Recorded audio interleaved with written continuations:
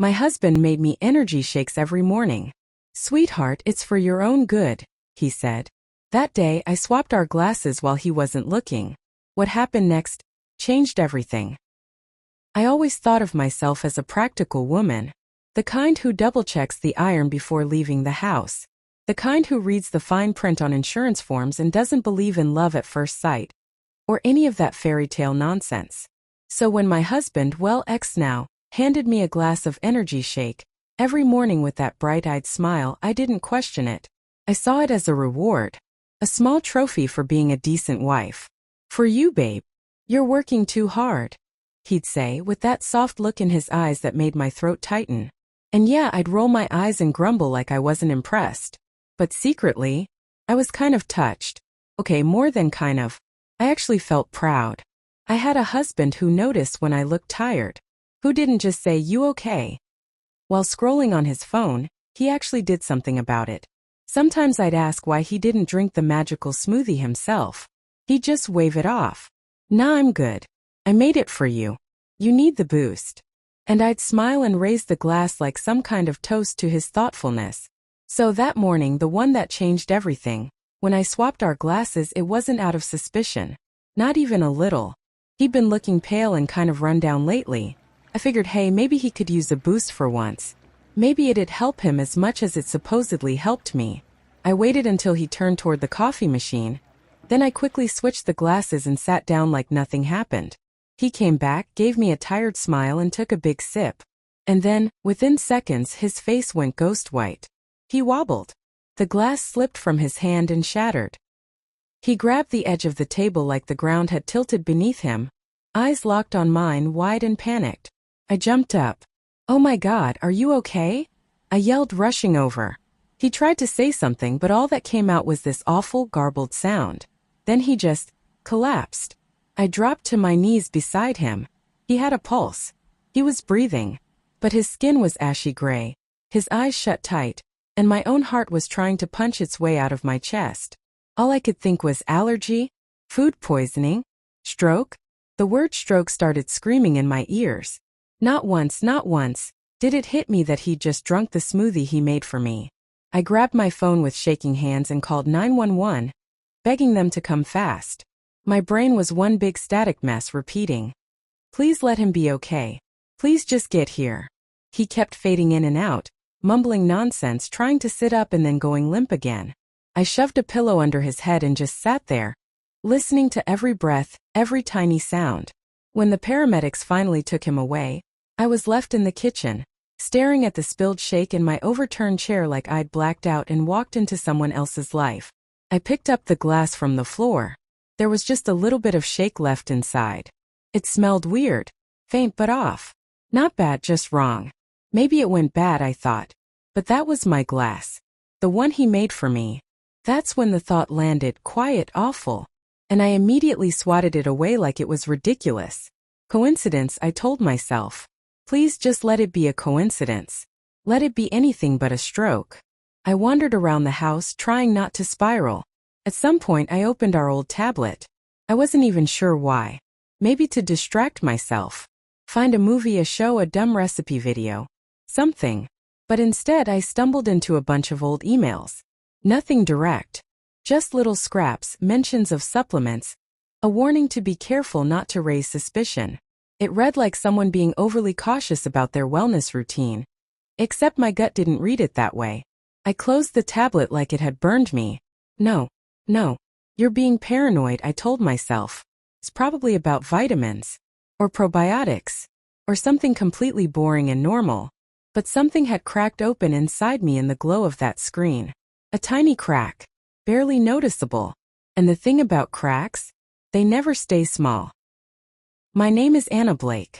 I'm 38, lead architect at Wells & Partners in Chicago. I design homes for other people's lives. Somehow, I missed the fact that my own was falling apart. My husband Tom, yep, same one, worked with me at the firm. Always there, always supportive, always the guy who joked about my late-night deadlines and brought me coffee when I stayed too long at the model table.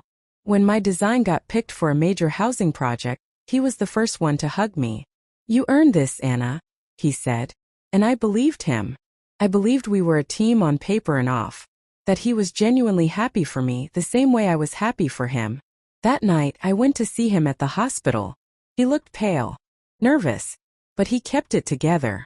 Smiled when he saw me, although it was the kind of smile that didn't quite reach his eyes. Must have been something I ate, he said. Weird reaction. No idea what to.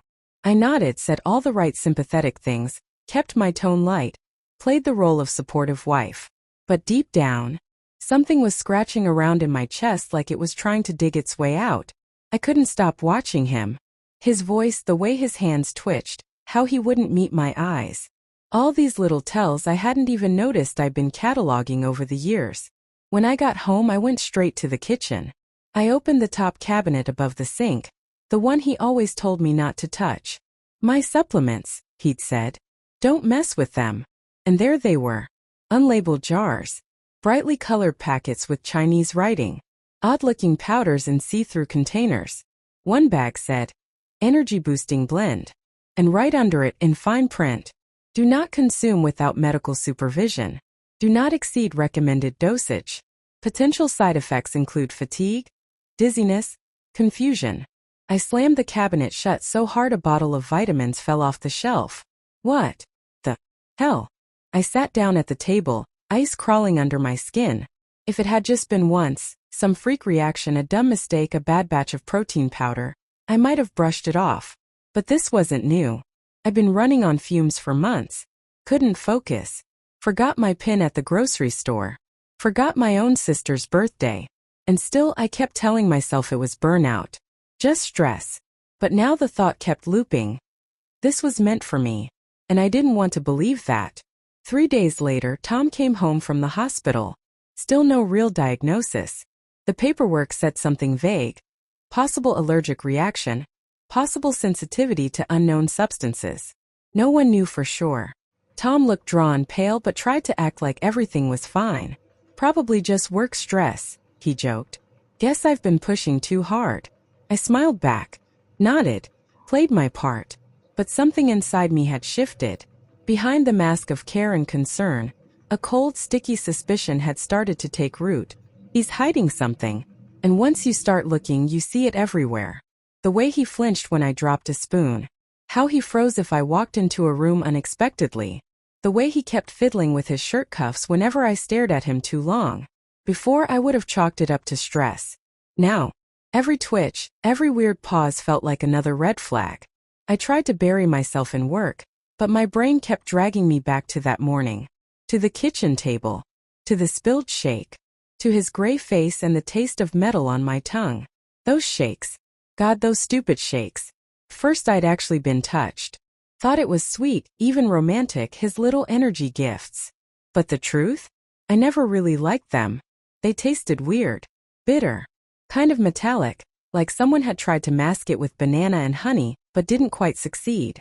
Sometimes I felt queasy after drinking one. Sometimes my head would spin. I'd forget what I was saying mid-sentence. Just wanted to lie down in a dark room and not think. And I blamed the usual suspects: work, stress, weather, age, whatever. Anything except Tom. Because how could I suspect the man who handed me those shakes with such a loving look on his face? But now the pieces were starting to click into place. How would I have explained it back then? Just bad timing. A fluke. Some mix-up with ingredients. But once the idea had been planted, it started to grow. There was something in those shakes that wasn't supposed to be there. I kept fighting it. I didn't want to believe it. But my memory kept digging up more and more strange little moments. How he always made the shake himself, never let me help. How irritated he'd get if I reached for water or tea instead. How he'd insist, come on, just try it. It'll help you bounce back. And how I, exhausted and grateful, would drink it. Because I didn't want to hurt his feelings. Because I didn't want to seem ungrateful. Because I didn't think I needed to be afraid of the person handing me the glass. We never had kids. Back when Tom and I got married, kids felt like some far-off optional idea. Career first, Anna. Let's build our life first, he'd say. And I nodded, like that made perfect sense. And then, life built itself around us. Year after year we lived for work. No kids, no quiet Sundays with cereal on the floor. Just deadlines, meetings, mortgages, and business trips. And eventually, without ever saying it out loud, we both silently agreed. That train had left the station. No arguments. No drama. Just silence where laughter could have been. I told myself I was fine with that. That it was a choice I made. But lately, I'd started to wonder. Was it ever really my choice? Would things have been different if I'd gotten pregnant? I tried not to think about it. Honestly, it hurt too much. There was a kind of grief in that thought. A hollow space I didn't even know was there until now. Days passed. Tom went back to playing the role of the doting husband. He brought me coffee, served my meals on a tray, smiled that same rehearsed smile. But it wasn't the same, and I couldn't keep pretending not to see it. Then one morning, he placed a glass of pale green sludge in front of me again. I made your shake. Like always. You said it helps, he said, wearing that soft, familiar expression. I hesitated.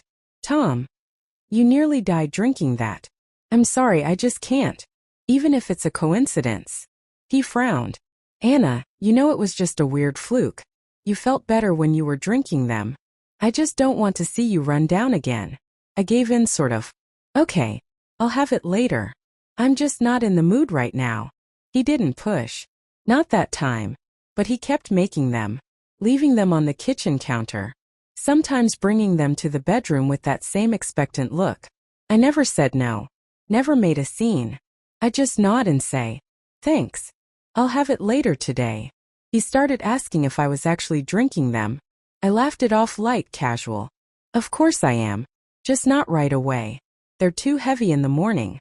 But I don't forget, promise. I didn't drink a single one. Not anymore. Every time I poured them out. Sometimes I kept a sample. I rinsed the glass. Wiped the counter. Covered my tracks. He hadn't noticed. Yet. I needed answers. Real ones. Final ones. To prove I wasn't just being paranoid. Or to confirm that I absolutely wasn't. One night, after he'd passed out on the couch watching some boring show, I took his phone and slipped into the bathroom. No drama. No music swell. I just took it. Like I'd done it 100 times before. His passcode. His birthday. Cute. Lazy. And there, buried between takeout receipts and lunch tomorrow? Texts, I found it. A message. How much longer is she going to keep drinking this crap? The reply came from an unlisted number. Until the end. Don't stop now. Our window is coming. Just make sure she drinks it daily. Even if she pushes back. I stared at the screen like it might explain itself. Like if I looked long enough, the words might start meaning something else. They didn't. No excuses. No, you misunderstood. No, maybe this was about someone else. If I'd been clinging to the idea that this was all just some freak coincidence, that grip shattered into pieces. This wasn't an accident. It was a plan. And Tom wasn't working alone. I didn't scream. Didn't throw plates at the wall, though let's be real, it was tempting. Instead, the next morning I made him breakfast. Tom smiled.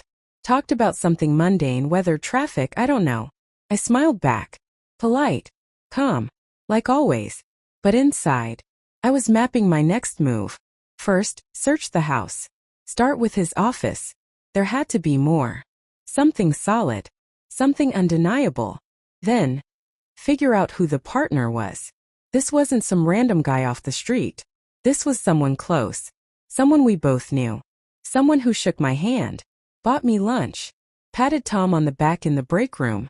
I had to let them both think I was still clueless. Back to being that Anna, the one they underestimated. The friendly one. The smiling one. The one who once stepped out for lunch. And came back with a promotion. One evening when Tom went to the store, I slipped into his office. I opened drawers. Dug behind folders. And there it was. A plastic container tucked in the back. Inside, a neat stack of small white bottles. No labels. No instructions. I sat on the floor and just stared at them like I'd found alien tech in my own house. These weren't supplements. These were props in someone else's movie. And I hadn't read the script. The bottles looked harmless. Too harmless. No bright labels. No wild claims like burn fat fast. Just plain white cylinders. Tiny printed codes on the bottom. Meaningless to anyone outside the circle. Picked one up. It felt almost empty.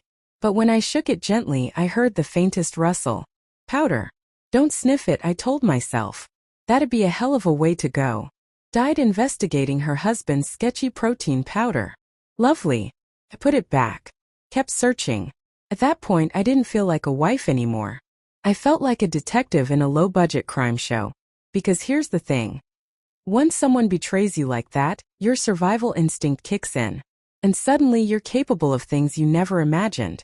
In the far corner of the drawer, I found his old work tablet. The one he claimed he'd lost months ago. Judging by the battery level, he'd been using it as recently as last night. It unlocked with our wedding date. Of course it did. How romantic. How utterly nauseating. I typed in a few obvious search terms. Supplements. Shake. Powder. Boom. Messages. Dozens. Maybe more. Scattered, paranoid, cryptic. Like someone who thought they were being watched. Don't overdo it. Once a day max. If she stops drinking it, warn me. No names. No photos. Just a trail of messages from a nameless source with a burner address. My heart was pounding in my chest, in my ears, in my teeth. And then I saw it. The one that stuck. The one I'll never forget. If everything goes to plan, a spot will open up in a couple months. Just keep the shakes going daily. I didn't cry. Didn't shake. Didn't scream into a towel. My brain switched into clean cold processing mode like a machine. No panic. Just facts. And those facts said one thing loud and clear. I was in danger. And I was done playing nice. I went back to the drawer. Something nasty in my gut told me to check the bottom. It was fake. A double layer. And between those two thin boards of plywood, a slim black notebook. Unlabeled. Unassuming. Inside messy handwriting, definitely not Tom's usual neat notes. Pages filled with recipes, formulas, mixing instructions. How many drops, how much powder, what order, how often. Some lines were whited out, but I could still make out bits and pieces. Gradually increased dosage. Fatigue effect. No external symptoms. Mask as exhaustion. It wasn't a journal. It wasn't a fitness log. It was a manual. I sat there, my back pressed against the wall, gripping that damn thing like it might explode in my hands. Goosebumps crawled all over my skin. I had expected to find something bad, yes, but not this cold. Not this calculated. Was he actually trying to kill me? It's not easy to let a thought like that in. It feels too wild, too dramatic, too insane to be real. But there I was, flipping through the pages of a personalized how-to guide on slowly poisoning your wife, and thinking, how the hell did I miss all of this? How do you go from building a life with someone, planning a future, sharing stupid jokes, designing your dream home, to sitting on the floor wondering how they decided you were better off dead? Why? What did I do? Where did I get in his way? I wiped my palms on my jeans and stood up. Slow. Calm.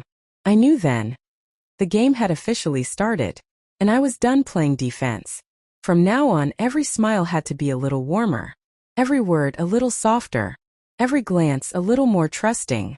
Because if the animal senses fear, it strikes first. I cleaned up. Put everything back exactly as it was. Tablet in its drawer. Bottles tucked neatly in place. And then, for the first time since this whole nightmare started, I let myself break. Just a little. I lay down on the bed, face buried in a pillow, and screamed. Not from fear. Not even from heartbreak. From fury. From the kind of soul-deep rage that doesn't come with words, only sound. Then I got up, pulled myself together, and went on with my day. When Tom came home, I smiled. Laughed at his jokes. Chatted about nothing. At work I was flawless. Not a single false note. And at home I was the picture of domestic kindness. A cup of coffee in the morning. A cozy blanket in the evening. Sprinkled with small casual questions. You know, I heard something weird the other day. Wonder where that came from.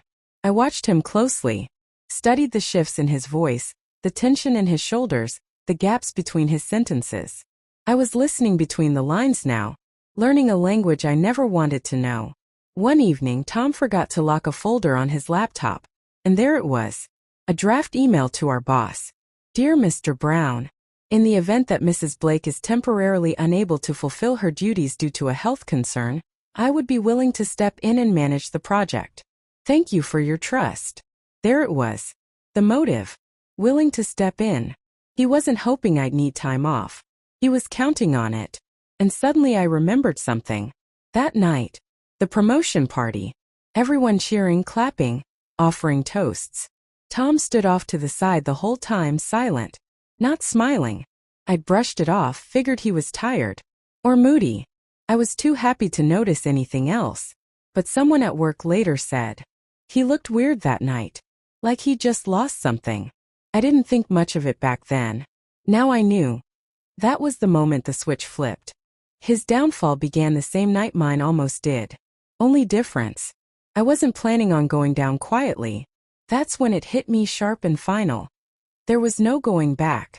Tom had crossed a line that couldn't be uncrossed. And so had I. If he chose poison, I'd choose precision. If he chose deceit, I'd choose patience. And whoever stayed standing longest would win. The next morning I called Laura. Close friend. Worked in corporate security. Didn't ask dumb questions. Knew how to keep her mouth shut. I told her everything. Sent her photos, forwarded every file I'd copied and emailed to myself. She listened, then asked, "Are you sure you're not overreacting? Maybe they're just workout supplements." I deadpan. "If those are workout supplements, then I'm Miss Olympia. With a solid shot at dying before the finals." She promised to pull in an expert. A retired pharmacist who'd helped them investigate an illegal lab once. Apparently a reel was at decoding sketchy powders. While she got to work, I kept playing my part. Tom relaxed. Started teasing me about being burnt out. And how I should really take a break. "You're such a trooper, Anna. Take some time off. Let me handle a few projects." "I've got this," he said, all sweet and supportive. The kind of voice that used to make my heart melt.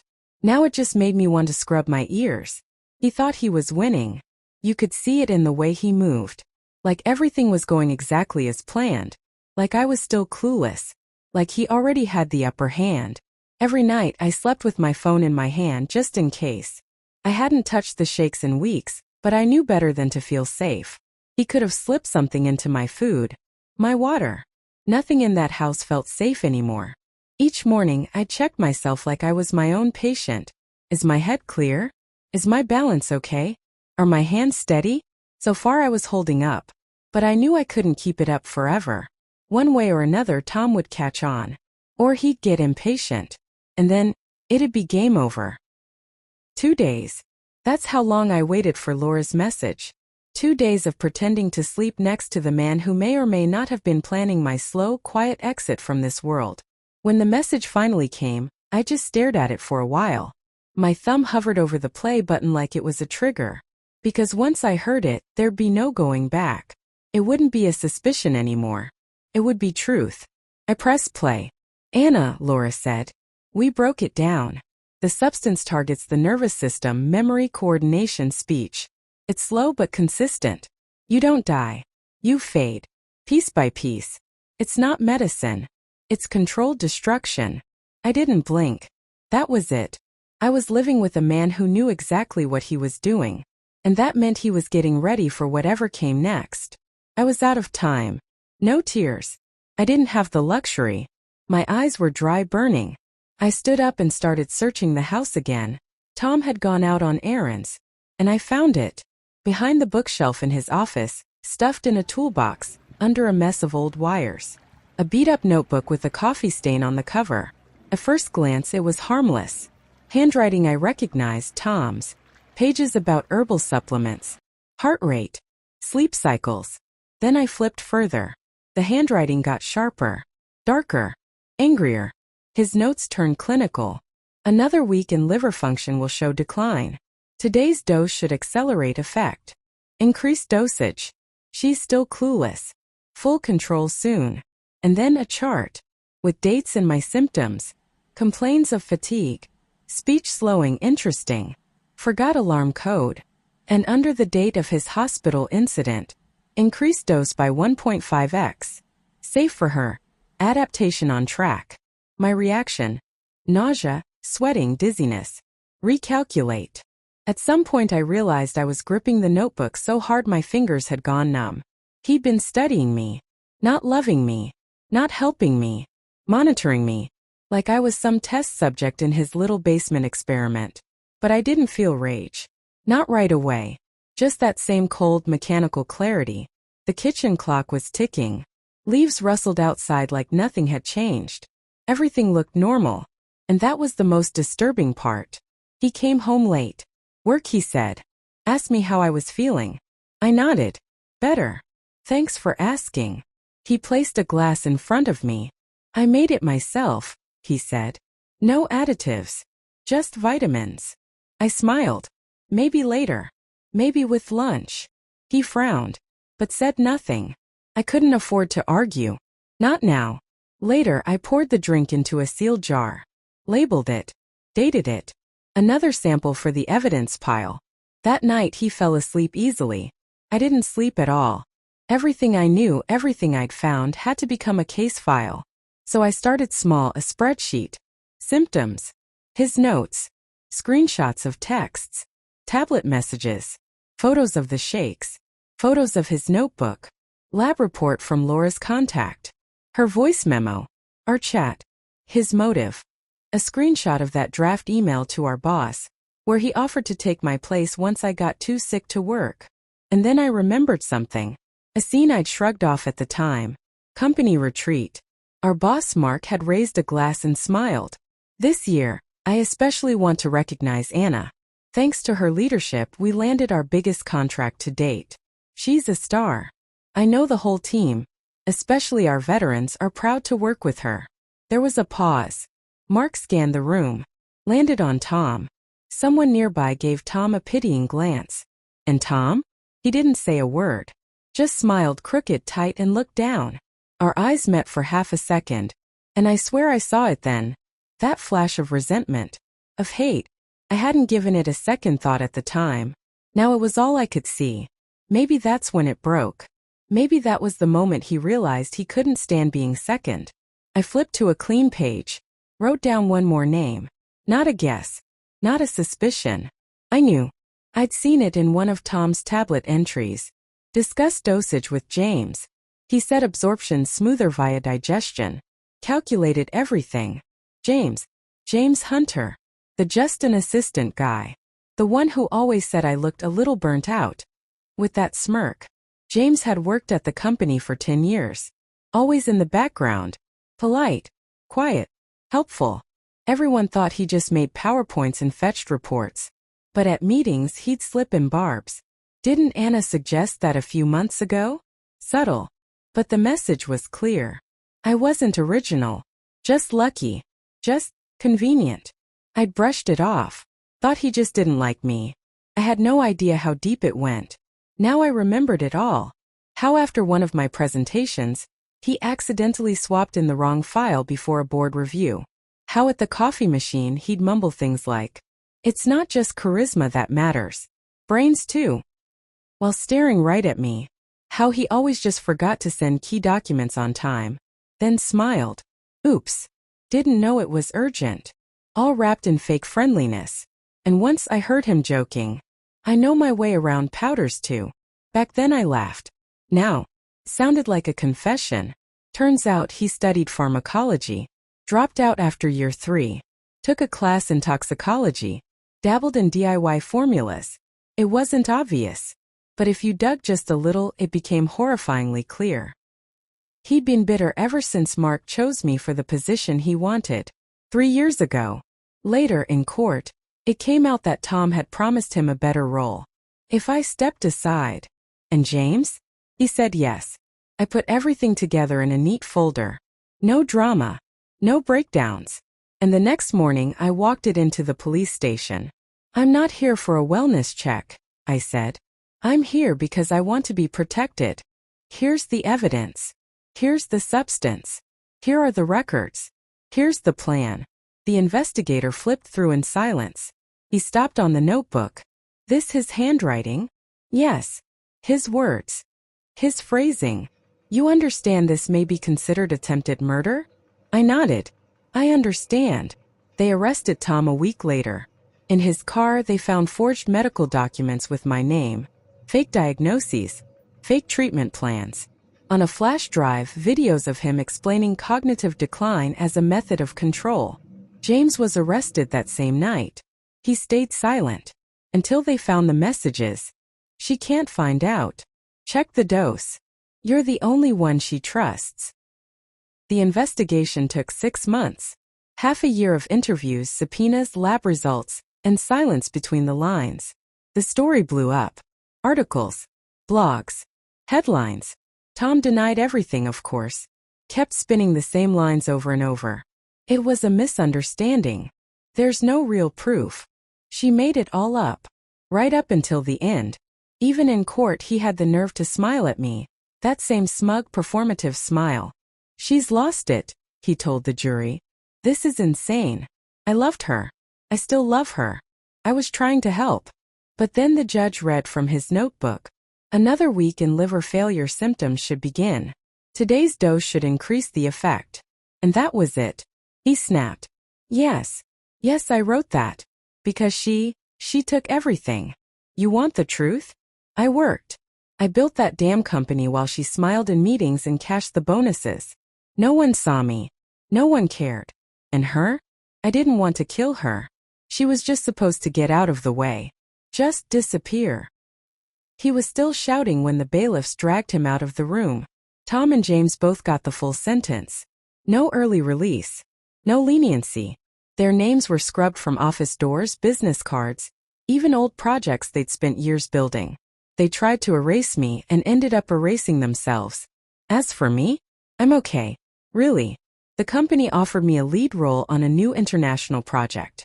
People who once pretended I didn't exist suddenly wanted to hear what I had to say. Maybe some still whispered behind my back. Didn't matter. I didn't look over my shoulder anymore. I didn't wait for the next betrayal. I didn't explain myself. I just moved forward, on a road that finally belonged to me.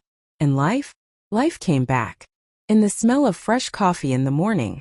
In the music blasting from my car stereo. In the quiet laugh on the other end of a phone call. In the people who showed up, not with poison but with light. I didn't become a victim. I didn't become some bitter avenger. I just got out. And I kept going. Head high. Mind clear. Alive. What do you think? Did I handle it right? Would you have done something differently? Tell me in the comments, I'd honestly love to know. And if you're into stories like this, hit subscribe. There's more to come.